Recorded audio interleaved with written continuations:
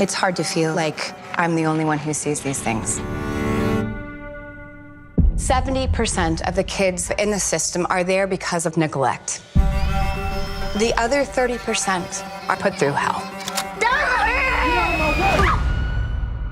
We need your help. Can you imagine our kids on their own? We can't just look away. I am so excited, y'all. I'm here with actress and comedian Nika King. Hey, Nika. Hey, Traycee. How are you? I am so inspired by you, by your work. Currently, she's on Sound of Hope, the Story of Possum Trot, which is playing in theaters right now. So please go see it. It is a true story. Tell us a little bit about it, Nika. So Sound of Hope, the Story of Possum Trot, is about 22 families out of East Texas who adopted 77 kids out of the foster care system. I portray First Lady Donna Martin. She received the vision and the calling from God when her mother passed away, really an anchor in her life, and, you know, was moved by the Holy Spirit to go out and do more and become a mother to the motherless, basically. And she followed the call and she said yes.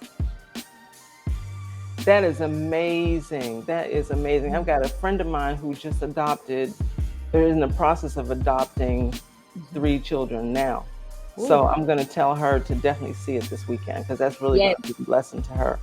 Yes, because we don't know how long it's going to be in the theater. So we want people to not wait. We want people to go out, tell their friends, get their groups together, and just go and support this amazing. And we don't like to call it a movie. We like to call it a movement. We want people to really be inspired. And so, yes, please go out and grab your tickets and go watch this movie. You know, Nika, I was on your IG, and I saw where you took your uncle to see it. Yes. I took my Uncle Robert to go and see it. He's never seen me really do my thing. And he was, oh my gosh, he was just so proud. And I mean, he called me the next day and he was like, wow, Nini. They call me Nini. He was like, you really played a powerful part and God is using you. So I was so happy that he was able to see me on the big screen.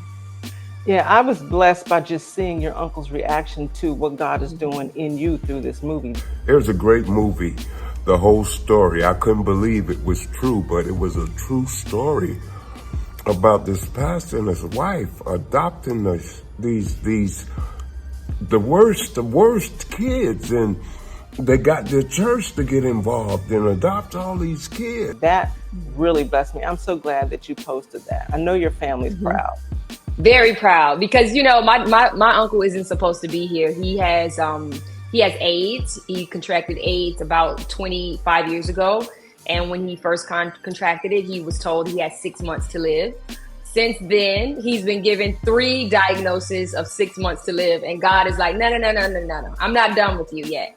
So the fact that he was there to watch the movie, to experience it, and also understand that, you know, God is still in the miracle working business. And I was just like, I was so just overwhelmed really by him just sitting there watching the movie. And yeah, that made my heart happy.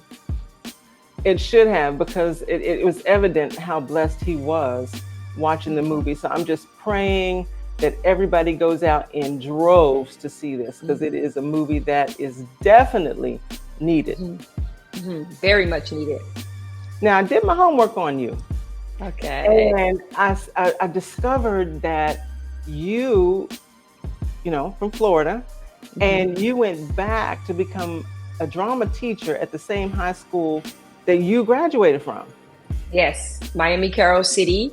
I graduated from there. And then I went to the University of Florida, majored in theater performance, and kind of got a little intimidated by the idea of going away to pursue my craft. So I did go to New York for like 4 months, and then I was like, nah, this is not my speed. And then I came home and I taught high school drama for 2 years. Then you struck it, you went out to LA. Yes, I had to go. I'm like, okay, now is the time. So one of my favorite sayings is, you will never possess what you are not willing to pursue. You will never possess what you're not willing to pursue. So when I read that you went back, taught drama at the same high school, then you got the acting bug, and then you said, forget this, I'm going to LA. Talk to us about the importance of believing in yourself, believing in what God has given you, to the point where you're like, you know what, I'm going to go to LA, move, and pursue my dream. Talk to us about that, Nika. We got to hear it. So the acting bug has always been inside of me since I was 5 years old. I was a theater child. I was in plays and dances. And it wasn't until I got to college that I realized, wait, I'm pursuing physical therapy because I think that's a good job, that I'm going to have money and success. But in my heart, I really want to be an actor. And so that's what started the journey of me really pursuing the craft. And when I left Miami to go to LA, I just was committed. I mean, I had a horrible time when I first moved to LA. I didn't know anyone. The people that I thought I knew, they turned on me. And so I was literally, it was me and Jesus, girl, me and Yeshua all the way, right? And I'm like, okay, because I did not want to go home, because in my mind, I felt like if I went home, I was a failure. And so I just stayed, and I ended up being in LA for like 20 plus years. That's amazing. You know, that is amazing. You are the epitome. You are the poster child for faith without works is dead. You had faith, and the works was you getting off your butt, buying the plane ticket, and going someplace where you said you didn't know anybody. Come on now. Yeah, you hear about scriptures that we hear, we use a lot through our day to day. No weapon formed against me shall prosper. Faith without works is dead. And then you really have to grab hold of those scriptures and really put them into action. And so you when you're doing it, you don't know, right? But you have that. I have that foundation because I grew up in church. My mom's mom was a pastor wife, and those moments when I have, defeatism or feeling, like this isn't gonna work, I have to bring myself back into remembrance that, hold on, wait a minute, you serve a mighty God. And so don't get too bogged down by the things that you think you should have that you don't have. You got a lot of fans out there, Nika. And I do. you do, because I told a couple of people I was going to be speaking with you today, and they were excited. So what would you say to someone that has been following your career and say they're at a point where they want to throw in the towel? Just like you said, you moved out to LA and it was hard as bricks for you, right? So talk to them about, what do you do when you really want to say, I got something in my heart from God, but oh Lord, is it ever going to happen? When you want to throw in the towel, what do you do? So I'm in the process of writing a book, right? A prescriptive memoir. And last night I was kind of going through some of the words, and I'm like, wow, I've lived this, right? I've lived this ongoing journey of trying to make it, right? We're all trying to make it in our respective industries. And I would just say to anyone who's having a tough time, feeling like they're inadequate, they're never gonna make it, it's just a matter of tapping into what God wants for your life, because it may not look like what you've envisioned, and that's what you have to let go. Like, I envisioned my life a certain kind of way, right? I went to LA, I had all these hopes and dreams, and I thought I was going to be a successful out of the gate comedian. I thought I was going to do a stand-up special, and then there was going to be a sitcom, like all of these things. And I had to learn to trust God, obey God, and just release my idea of what success looks like. Because if you're following the Most High's will for your life, you're already successful. You're already doing the things that He called you to do, and you can't lose. Once you realize you can't lose by following God, then your mind starts to recalibrate all of the negative, doubtful thoughts that you're having in regards to where you should be, and know that, oh no, this is right where I'm supposed to be. You're preaching right now. You want me to send you an offering or what? Girl, come on, girl. I need a job. Come on. speaking of that, we got to talk about Euphoria, right? For those of you who don't know, and you probably do, but Nika played in Euphoria as the mother of Zendaya's character, who was a teenage drug addict. Yes. So how did you even prepare for that role? Well, my mom was an addict of me growing up, and you probably heard this through numerous interviews. And so I just kind of switched, right? Like dealing with an addict, there's always this sense of hopelessness and this also, fight within you to help as much as you can. And so that's where I came from when I was preparing for Leslie Bennett, the mother in Euphoria. I just knew there was this dichotomy to her, there was this kind of rough, tough love, but at the same time, if you talk to any addict, they have to choose to want to be clean. You can't do anything more than support them, but they have to ultimately make that choice. And so that's what my mom did. She had to make the choice. Do she want to be clean and take care of her kids, or do she want to lose her kids and possibly, have them end up in foster care? So thank God that, she chose to fight for her life, and she's been sober for over 20 years. Mm-hmm. So you used your personal experience of what she went through to prepare for the role. That's amazing. Yes. I mean, that's what God does, right? God kind of, he don't waste nothing, not a drip, not a drop.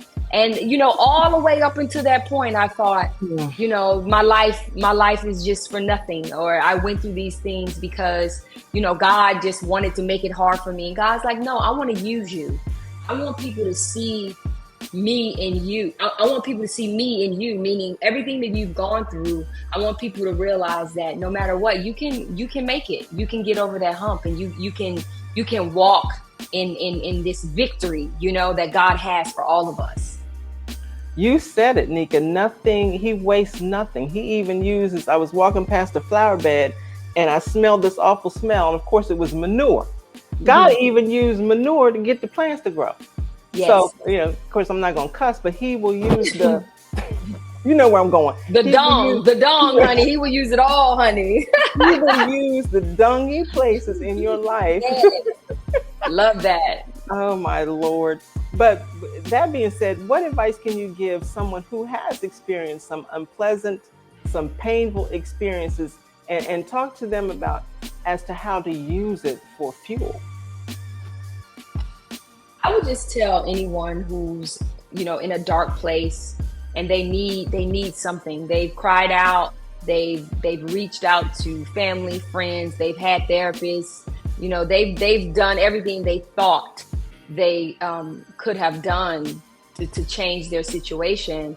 I would say start in a place of gratitude. Just start with the small things that you are grateful for, because gratitude completely shows God that no matter what, I'm thankful. And it really does tackle that sense of anxiety and depression that we all experience, because we're living in this flesh, right? We're not beyond that feeling of being down and having negative thoughts. So I would just say start grateful. I woke up this morning. Thank you, Father. I have access to my hands and my legs. I'm in my right mind. I never could remember the old folks that woke up in my right mind. I'm like, okay, I get it now. I get it. Yeah, the older you get that right mind testimony. Like, oh. Yep. Woke up in my right mind. So just the small things to be grateful for. Nika, how did you get into comedy? I've always been silly. I've always had a goofy side to me. And just growing up being, one of 6 kids, entertaining my family, entertaining myself, being a class clown in high school. And then once I realized, well, maybe I could do some stand-up. Maybe, taking all of this energy and all of this, goofiness and taking it to the stage. And once I did stand-up one time, I was hooked. And it just started, doing stand-up, being a part of sketch comedy groups, and just having a joy, really, for making people laugh. Do you see that you're an inspiration? I've been told I'm an inspiration. I don't know. I don't see, I'm very critical of myself. I'm super critical. But I just, God is really through this movie, Sound of Hope. God is showing me that it's okay to have Godfidence, right? To have confidence in God, and that's what I want you to have. But there's also humility tied to that. So I'm just waiting to see what's next. I'm a humble servant, and I've just decided that everything I do from this point on has to glorify the Most High. Awesome. And that's why you're blessed. Yes, that's why you're blessed. That's why you're prosperous. That's why you have fans that love your work. They're gonna love your work in Possum Trot. They're gonna love you. They've loved your work in Euphoria. Thank you. Thank you. What do you want your fans to know before we wrap up? Anything that you don't think people know about you that they would be like, what? I want people to know that I really want people to love on each other. Like, I think now in this world, it's a lot of chaos. It's a lot of distractions. It's a lot of division. And my heart is just wanting us to be a little more conscious about how we interact with each other, and just be patient with people and show grace. And I only say that because I have to do it as well. I find myself sometimes getting caught up in the chaos and the backbiting and everything that's happening in the world on social media. So I would just say to everyone who's watching, just be a little more patient with people and give people a little more grace. Mm-hmm. You don't hear too much about that. So thank you for that. But I'm excited. I'm just praying that God continue to bless you, bless the work of your hands. I pray that He fills you with the knowledge of His will for your life. I pray that you're fruitful in every good work. I pray that you're filled with wisdom and discernment and knowledge, because you're a bad sister. You really are. Thank you so much. And I'm working on this book, girl. Pray that the words are just downloaded right into my spirit, right into my fingers, into my keyboard, because I'm so committed to finishing this book, and I know I have to allow God to kind of take control. And so I'm attempting to do that by just moving out of the way and just kind of let God guide this book. Well, please, let's make sure that we talk again once that published New York bestseller to be.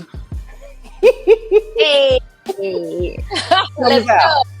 Thank you so much. But thank you so much, Nika. I'm going to be looking for you and many, many more projects. You are a blessed woman, anointed woman, and we thank you.